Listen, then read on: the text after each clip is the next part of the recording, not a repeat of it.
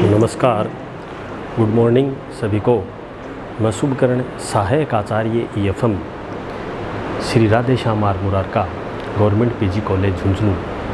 आज हम BCom part प्रथम वर्ष के विद्यार्थियों के लिए EFM paper second Indian banking financial system में यूनिट संख्या प्रथम भारतीय रिजर्व बैंक का अध्ययन करेंगे, जिसमें कि हमने पूर्व के वीडियो में हमने अध्ययन किया था कि रिजर्व बैंक किस प्रकार साख का नियमन नियंत्रण करता है या रिजर्व बैंक एक भारत के आर्थिक विकास में रिजर्व बैंक की क्या भूमिका है। आज हम बहुत ही महत्वपूर्ण टॉपिक का अध्ययन करेंगे कि रिजर्व बैंक की कौन कौन सी सफलताएं हैं, कौन कौन सी विफलताएं हैं। तो रिजर्व बैंक की सफलताएं।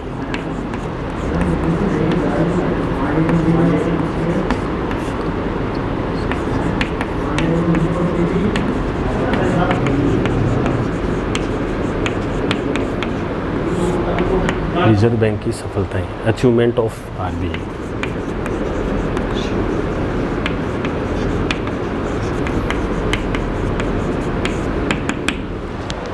रिजर्व बैंक ऑफ इंडिया की विभिन्न प्रकार की सफलताएं हैं, जिसमें मुख्य रूप से सम्मिलित है। पहली सफलता की हम बात करें तो रिजर्व बैंक ऑफ इंडिया पत्र मुद्रा निर्गमन पद्धति में महत्वपूर्ण सहायक रही है। पत्र मुद्रा निर्गमन पद्धति, पत्र मुद्रा निर्गमन पद्धति, मनी इशू सिस्टम।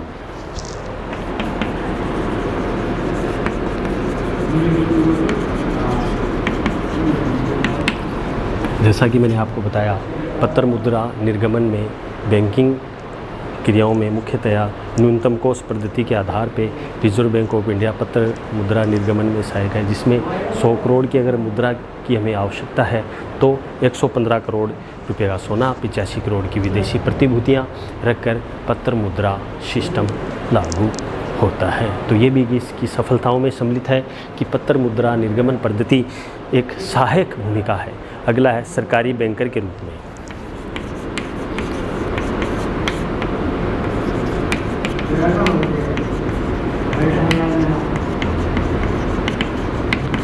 बैंकर्स, सरकार के बैंकर, सरकारी बैंकर के रूप में भी सरकारी बैंकर के रूप में एक महत्वपूर्ण भूमिका निर्वहन करती है, जिसमें एज ए गवर्नमेंट बैंकर के रूप में भी सहायक है। एज ए गवर्नमेंट बैंकर, ये भी इसकी सफलताओं में है। सरकारी बैंकर के रूप में भी रिजर्व बैंक ऑफ इंडिया महत्वपूर्ण तरीके से भूमिका का निर्वहन करते हैं। अगला हम बात करें सरकार के सलाहकार के रूप में। सरकार के सलाहकार के रूप में एज ए या government adviser, as a adviser on government, as a adviser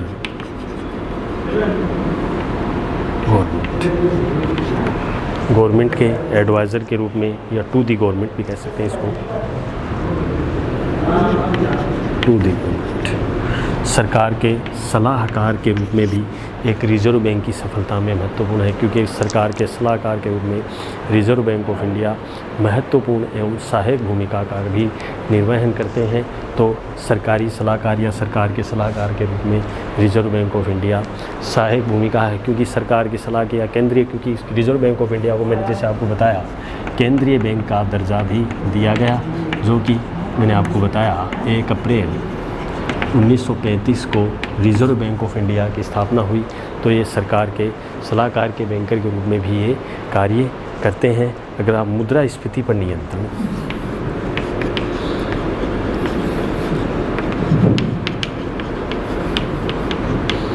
reserve bank of India मुद्रास्फीति के रूप में भी ये नियमन नियंत्रण करता है। कंट्रोल ऑन इन्फ्लेशन,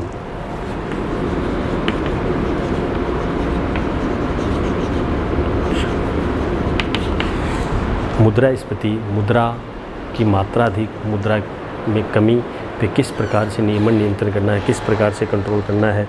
तो मुद्रा का अधिक मात्रा में निर्गमन होना या मुद्रा का अधिक मात्रा में भी न छपना, तो मुद्रास्फीति के कार्य पे भी नियमन नियंत्रण रिजर्व बैंक ऑफ इंडिया के द्वारा किया जाता है, जो कि एक सहायक है। अगली हम बात करें कृषि वित्त व्यवस्था।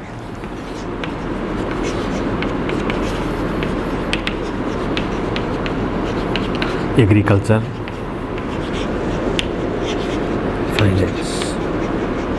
एग्रीकल्चर फाइनेंस भी ये प्रोवाइड करवाता है, क्योंकि एग्रीकल्चर फाइनेंसिंग की सुविधा एक रिजर्व बैंक की सफलताओं में महत्वपूर्ण है, क्योंकि भारत देश कृषि प्रधान देश है, जो कि कृषि पर निर्भर है, क्योंकि अधिकतर लोग यहाँ पर कृषि करते हैं।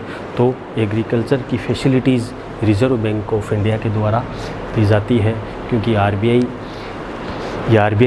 एक्ट या आरबीआई रेगुलेशन के तहत विभिन्न प्रकार की फाइनेंसिंग सुविधाएं कॉमर्शियल बैंकों के माध्यम से उपलब्ध करवाती है।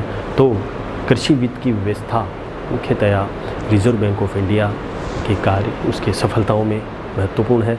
अगला औद्योगिक वित्त एवं रिजर्व बैंक। छठे हम बात करें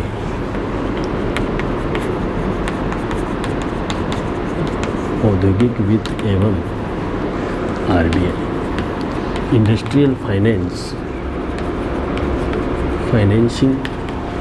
फाइनेंसिंग की भी सुविधा करते हैं, क्योंकि इंडस्ट्रियल फाइनेंसिंग और आरबीआई मुख्य रूप से कि उद्योगों को वित्तीय व्यवस्था संबंधी कार्य भी दिए जाते हैं, जिसमें मुख्यतया औद्योगिक मुख्य वित्त से संबंधित कार्य दीर्घकालीन कोष की व्यवस्था रिजर्व बैंक ऑफ इंडिया के द्वारा करवाई जाती है, जिसमें विभिन्न बैंकों को ये उत्तरदायित्व सौंपा गया है, जिसमें नाबार्ड और कृषि संबंधित बैंक इसमें सम्मिलित हैं, जो कि औद्योगिक वित्त की सुविधाएं उपलब्ध करवाते हैं।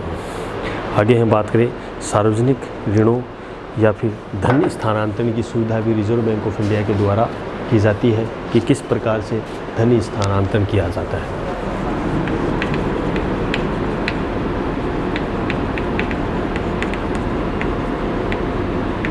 ट्रांसफ़र ऑफ मनी, कि धन स्थानांतरण एक स्थान से या एक देश से दूसरे देश में किस प्रकार से धन परिवर्तन करना है, किस प्रकार से धनों का आवागमन करना है।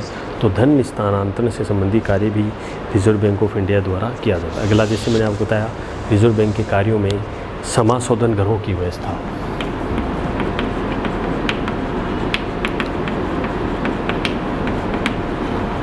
क्लियरिंग हाउस पूरे भारत में, मैंने जैसे बताया था पूर्व के वीडियो में, 14 क्लियरिंग हाउस है, 14 जो कि रिजर्व बैंक ऑफ इंडिया करता है। ये भी एक अपनी सफलता में महत्वपूर्ण है।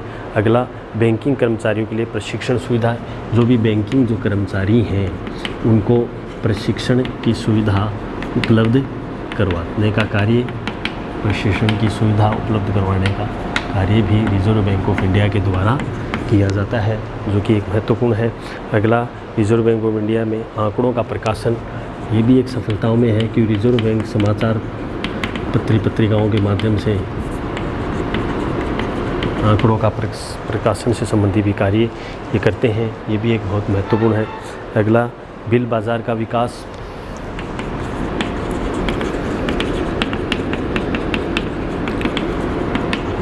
Development of markets, bill markets हैं, उनका भी ये रिजर्व बैंक ऑफ इंडिया के द्वारा विकास भी एक सफलताओं की श्रेणी में आते हैं। अगला हम बात करें साख नियंत्रण की रीति। भारत में क्रेडिट कंट्रोल, साख नियंत्रण की रीति भी रिजर्व बैंक ऑफ इंडिया के द्वारा की जाती है। ये भी एक महत्वपूर्ण है। अगला, सहकारी संस्थाएं और रिजर्व बैंक भी कहता है बैंकों का विलय किस प्रकार से हुआ। 13 की हम बात करें कि बैंकों का विलय, बैंकों को किस प्रकार से मर्ज करना है, किस प्रकार से उसको, ये भी सफलताओं में इसमें आता है। तो ये भी एक रिजर्व बैंक की सफलताएं हैं कि बैंकों के विलय से संबंधित भी कार्य आरबीआई करता है। संकट कालों में बैंकों को सहायता भी प्रदान करना है और विदेशी विनिमय संरक्षण भी प्रदान करता है। तो ये रिजर्व बैंक के मुख्यतया सफलताएं हैं। अब हम पढ़ेंगे रिजर्व बैंक की असफलताएं या रिजर्व बैंक की विफलताएं कौन कौन सी हैं। ये भी बहुत इम्पोर्टेंट टॉपिक है, जो आपकी एग्ज़ाम की दृष्टि से बहुत ही महत्वपूर्ण मानते हैं, कि कई बार रिजर्व बैंक की सफलताएं वो असफलताओं से संबंधित प्रश्न पूछ लेते हैं। Failure of bank, reserve bank की विफलताएं।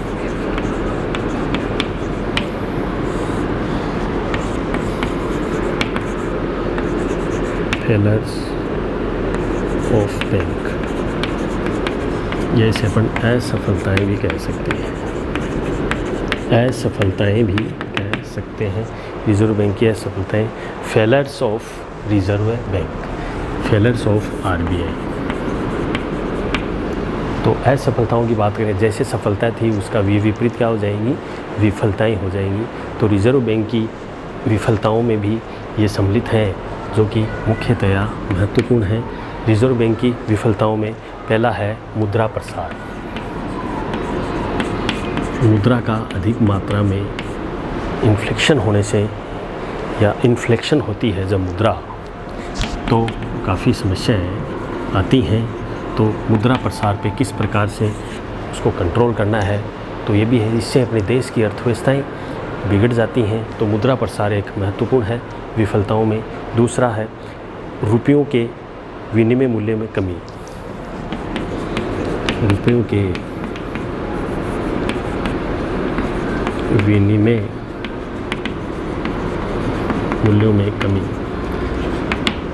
रुपयों के विनिमय मूल्य कमी में यहाँ पर decrease in exchange rate, decrease in exchange rate ये एक महत्वपूर्ण भूमिका का निर्वहन करती है। डिक्रीज इन एक्सचेंज रेट की विफलताओं में एक सम्मिलित है, जो कि एक सहायक तरीके से भूमिका का निर्वहन भी करते हैं। कि रुपये के विनिमय मूल्य में कमी आने से इकोनॉमिक अर्थव्यवस्था पे प्रत्येक वर्ग को काफ़ी प्रभाव पड़ता है, जिससे मुख्य रूप से अवमूल्यन 1966-91 में हुआ था। वर्तमान में अंतर्राष्ट्रीय मुद्रा बाज़ार है, ये मुख्य रूप से विनिमय दर में सहायक भूमिका है। और अगली हम पॉइंट की बात करें, सुदृढ़ बैंकिंग व्यवस्था का अभाव। सुदृढ़ बैंकिंग व्यवस्था का अभाव, सुदृढ़ बैंकिंग व्यवस्था का अभाव, लैक ऑफ सुदृढ़ बैंकिंग व्यवस्था का भी अभाव है, क्योंकि lack of strong banking system, lack of strong banking system, सुदृढ़ बैंकिंग व्यवस्था में, क्योंकि सुदृढ़ बैंकिंग व्यवस्था अगर नहीं होगी तो अपने देश में महत्वपूर्ण तरीके से सहायक भूमिका या विफलताओं में सम्मिलित होगी। अगला देशी बैंकर या गैर बैंकिंग, देशी बैंकर या गैर बैंकिंग है, क्योंकि रिजर्व बैंक ऑफ इंडिया इस पे नियमन एवं नियंत्रण नहीं करता है। तो ये भी इसकी वजह, क्योंकि देशी बैंकर एवं साहूकार सेठ महाजन होते हैं, अधिक मात्रा में ब्याज उनसे लेते हैं, तो ये रिजर्व बैंक की विफलताओं में सम्मिलित है। ग्रामीण क्षेत्रों में बैंकिंग सुविधाओं की कमी, अगला पॉइंट है ग्रामीण क्षेत्रों में बैंकिंग सुविधाओं की कमी। ग्रामीण जो क्षेत्र है उसमें बैंकिंग सुविधाओं की कमी रही, ये भी विफलताओं में है, सम्मिलित है, जो कि lack of banking facilities in rural areas. अगला है औद्योगिक साख की अपर्याप्तता, इन एडुकेट इंडस्ट्रियल फाइनेंस, औद्योगिक साख की अपर्याप्तता, औद्योगिक साख की अपर्याप्तता भी ये मुख्य रूप से शामिल है विफलता में, कि औद्योगिक साख में मुख्यतः रिजर्व बैंक ऑफ इंडिया ने बहुत कम ध्यान दिया है, क्योंकि औद्योगिक साख की अपर्याप्तता होने से उद्योगों का विकास नहीं हो पाता है, जिससे मुख्य रूप से सहायक विफलताओं में ये शामिल है। अगली हम बात करें आर्थिक समग्र प्रकाशन में देरी। आर्थिक समग्र प्रकाशन में देरी, आर्थिक समग्र प्रकाशन में देरी भी है, क्योंकि late of publication of data होने से देश में या व्यक्ति विशेष को मालूम नहीं होता है, तो ये भी एक इसकी विफलता में सम्मिलित है। अगली हम बात करें विकसित बिल बाज़ार का भाव। विकसित बिल बाज़ार का अभाव, विकसित बिल बाज़ार के अभाव भी एक महत्वपूर्ण भूमिका का निर्वहन करते हैं। अगला रिजर्व बैंक एवं स्वर्ण कोष। रिजर्व बैंक एवं स्वर्ण कोष, रिजर्व बैंक का भी एक फंड होता है, या reserve bank RBI and gold reserve भी रखने में काफ़ी समस्याएं आई हैं, तो ये भी विफलताओं में सम्मिलित है। अपर्याप्त बैंकिंग सुविधाएं हैं, क्योंकि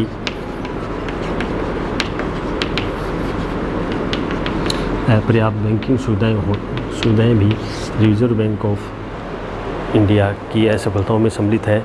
इनसफिशिएंट बैंकिंग फैसिलिटीज़ से भी रिजर्व बैंक ऑफ एक ब्याज दरों में असमानता, अनइक्वल बैंक रेट्स, ब्याज दरों में असमानता भी महत्वपूर्ण भूमिका का निर्वहन भी करते हैं। अगली हम बात करें अपर्याप्त कृषि साख। अपर्याप्त कृषि साख मैंने बताया क्योंकि कृषि कार्यों में अपर्याप्त साख है। तो 12th बात करें, 12th पॉइंट की, अपर्याप्त कृषि साख ही रिजर्व बैंक की विफलताओं में सम्मिलित है, क्योंकि इनएडुकेट एग्रीकल्चर कंट्रोल एक विदेशी व्यापार में भारतीय बैंकों की अपर्याप्त भूमिका। विदेशी व्यापार की हम बात करें तो भी भूमिका है, इसकी मुख्य रूप से सहायक तरीके से नहीं है कि विदेशी व्यापार में आरबीआई का नियमन नियंत्रण या उसके भारतीय बैंकों के अपर्याप्त सुविधाएं रही हैं जो भी सफल रही है। एक हम बात करें प्रतिभूति घोटालों पे नियंत्रण करने में असफल, क्योंकि सिक्योरिटीज़ में भी काफ़ी घोटाले हो गए शेयर मार्केट में। प्रतिभूति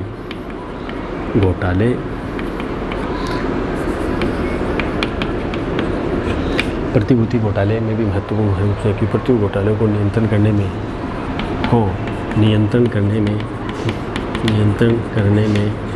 असफल रही है। तो इस प्रकार और भी विभिन्न असफलता के कारण हैं जो रिजर्व बैंक ऑफ इंडिया में सहायक तरीके से भूमिका का निर्वहन करते हैं।